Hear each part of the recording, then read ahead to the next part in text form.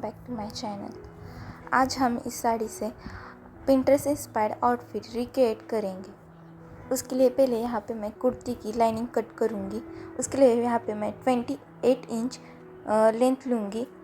Ready length मुझे 27 inch चाहिए। Shoulder length यहाँ पे मैं 6.5 इंच ले रही हूँ। आर्म होल डाउन हम यहाँ पे 7 इंच लेंगे।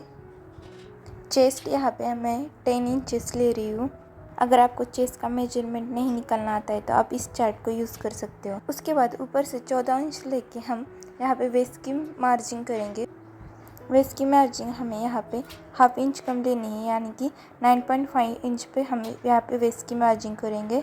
वेस्ट मार्किंग से 7 इंच डाउन है यहाँ पे हमें हिप्स की मार्जिंग कर लेनी है। हिप्स के लिए 10 पॉइंट या 10.5 इंच आप एक्स्ट्रा ले सकते हो। स्केल की मदद से इस सारे पॉइंट्स को हमें जॉइन कर लेना है।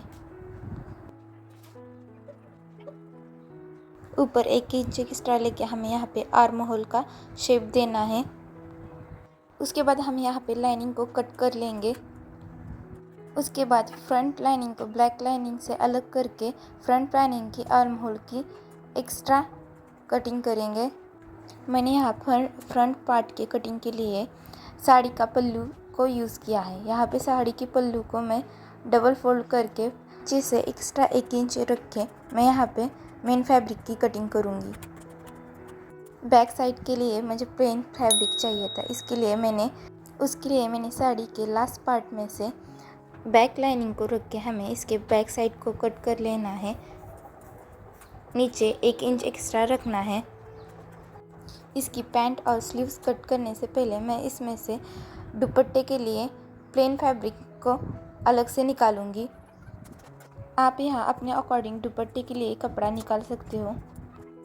स्लीव्स के कटिंग के लिए यहाँ पे 4 फोल्ड फैब्रिक में यहाँ पे स्लीव्स की विड्थ ले रही हूँ मैं 9 इंच, और स्लीव्स की जो लेंथ है वहाँ पे मैं 11 इंच ले रही हूँ। आपको पूरे हाथ की मेजरमेंट नहीं लेना है, सिर्फ अपने कोहनी तक मेजरमेंट लेना है, क्योंकि हम बेल स्लीव बना रहे हैं तो उसमें 5 से 6 इंच का बेल अम्ब्रेला रहेगा। यहाँ पे स्लीव्स की कटिंग करके हम यहाँ पे अम्ब्रेला के भी कटिंग करना शुरू करेंगे। उसके बाद आपको 4 फोल्ड फैब्रिक पर जिस तरह मैं दिखा रही हूँ उस तरह से 3-3 इंच और फिर 6 इंच के डाट्स बना के फैब्रिक को कट कर लेना है। तो हमारी स्लीव्स कुछ इस तरह बन के तैयार होंगी। यहाँ पे मैं फ्रंट नेक की कटिंग कर रही हूँ। इसके लिए मैंने नेक डिप 6 इंच रखा है। आप अपने अकॉर्डिंग कम ज़्यादा ले सकते हो। नेक की कटिंग के बाद आपको लाइनिंग को मेन फैब्रिक के ऊपर रख के दोनों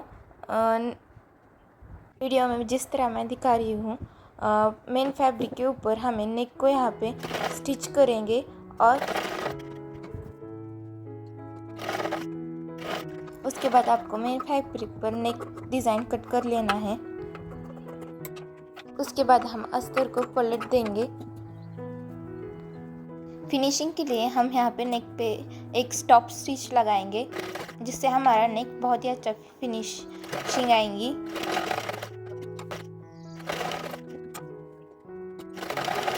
अभी यहाँ पे मैं मेन फैब्रिक को लाइनिंग से अटैच करूँगी।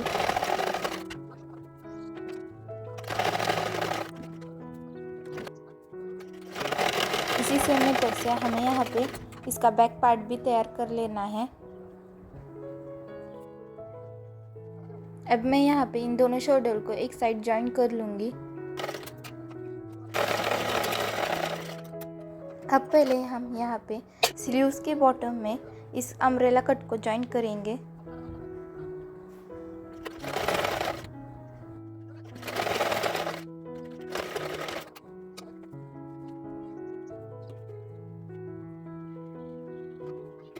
बाद हम स्लीव्स में कट लगा के हम स्लीव्स को और शोल्डर को एक साथ यहाँ पे जॉइन करेंगे। स्लीव जॉइन करने के बाद हमें सिंपली यहाँ पे फिटिंग कर लेनी है। मैंने इसका वीडियो नहीं बनाया क्योंकि वीडियो ज़्यादा लंबा हो जाएगा। अभी हम इस कुर्ती का स्लाइड स्लिट्स स्टिच करेंगे।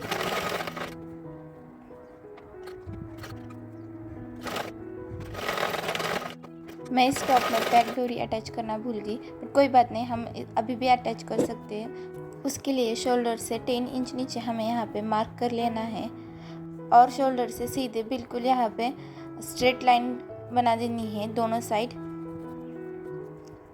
उसके बाद हमें यहाँ पे 1.5 इंच पर मार्क करना है।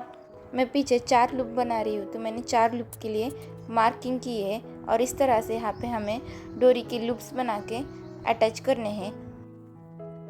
बिल्कुल मार्किंग के ऊपर हमें लूप्स को यहाँ पे अटैच करना है।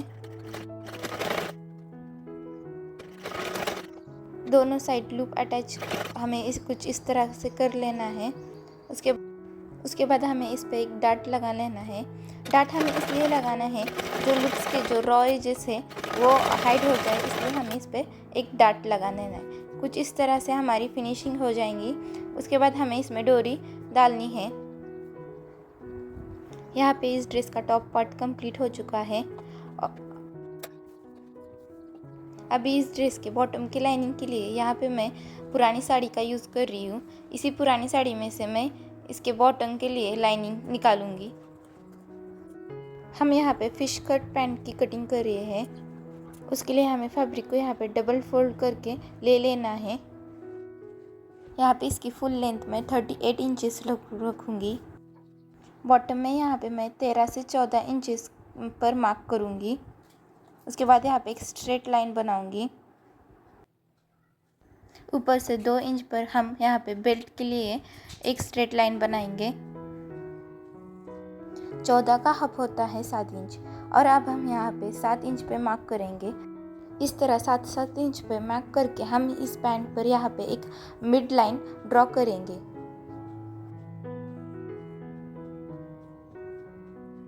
उसके बाद यहाँ पे ऊपर मैं पहले हिप्स की मार्किंग कर रही हूँ। यहाँ पे हिप्स में 10 पॉइंट ले रही हूँ। क्रॉच एरिया के लिए ऊपर से हम यहाँ पे 11 या 12 इंच पर निशान लगाना है। उसके बाद हमें यहाँ पे क्रॉच एरिया से नीचे यहाँ पे 11 इंच पे मार्क करना है। अब मैं यहाँ पे घुटने के लिए मार्किंग करूँगी। घुटने की मार्किंग के लिए इस मिडल लाइन पे हम दोनों साइड 4.5 और 4.5 इस साइड हम इस तरह से दोनों साइड पर मार्क करेंगे और ऊपर हम यहाँ पे दोनों साइड 7 इंचेस और इधर भी 7 इंच पर मार्क करेंगे। अब मैं यहाँ पे इस तरह से यहाँ पे क्रॉच एरिया के लिए गोलाई दे दूंगी। उसके बाद हमें इस सभी पॉइंट को एक दूसरे के साथ यहाँ पे मिला लेना है।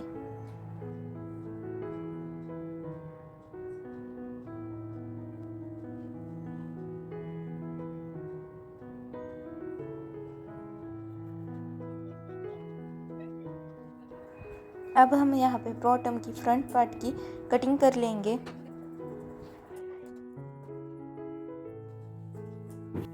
इस फ्रंट पार्ट को हम यहाँ पे बैक साइड पर रखकर सभी पॉइंट को यहाँ पे 2-2 इंच से बढ़ा लेना है। ऊपर से भी यहाँ पे मैं 2 इंच एक्स्ट्रा इस तरह से बढ़ा लूँगी और फिर क्रॉच एरिया का मार्किंग करूँगी। इससे हमारी बैक पे खिंचाव नहीं आएगा। हमारे यहाँ पे फ्रंट और बैक दोनों पार्ट कट हो चुके हैं। अब मैं यहाँ पे मेन फैब्रिक पर लाइनिंग को रख के कट कर लूँगी। लाइनिंग से यहाँ पे 2 इंच एक्स्ट्रा रख के मैं यहाँ पे मेन फैब्रिक की कटिंग करूँगी।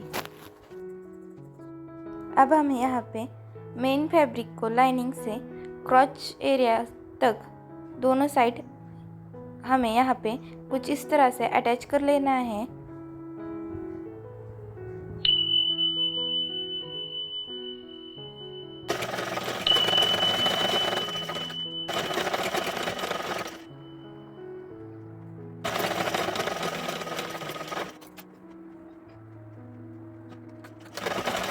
इस तरह हमें चारों पीसेस को एक दूसरे के साथ यहाँ पे जॉइंट कर लेना है। अब हम यहाँ पैंट के दोनों फ्रंट पार्ट के क्रॉच एरिया को जॉइंट करेंगे और बैक साइड के क्रॉच एरिया के साथ बैक साइड का क्रॉच एरिया को जॉइंट करेंगे।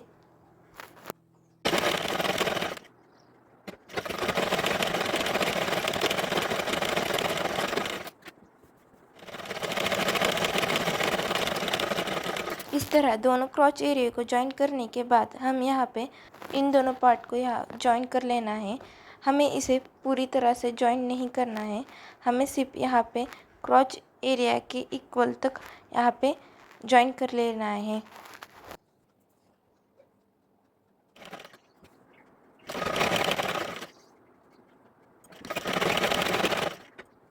हमें यहाँ पे मेन फैब्रिक को और लाइनिंग को दोनों को अलग अलग एक दूसरे से यहाँ पे जॉइन कर लेना है, जिससे वजह से हमारा फ्लेयर बहुत अच्छा आएगा।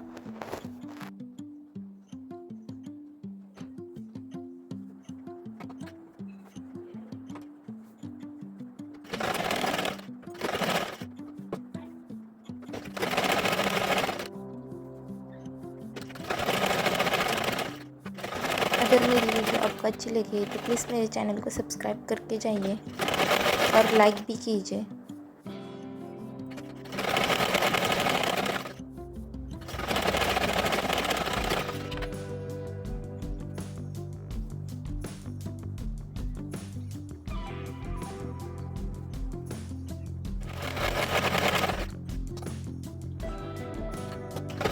बिल्कुल इस तरह से हमें लाइनिंग को और मेन फैब्रिक को अलग अलग यहाँ पे स्टिच करना है।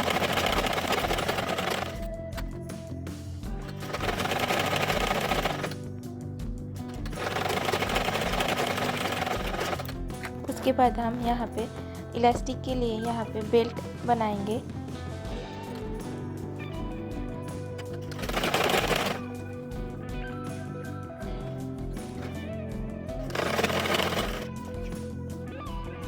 अब मैं यहाँ पे पिन की मदद से इसमें इलास्टिक को डालूंगी। आप चाहे तो यहाँ पे नॉट भी डाल सकते हैं।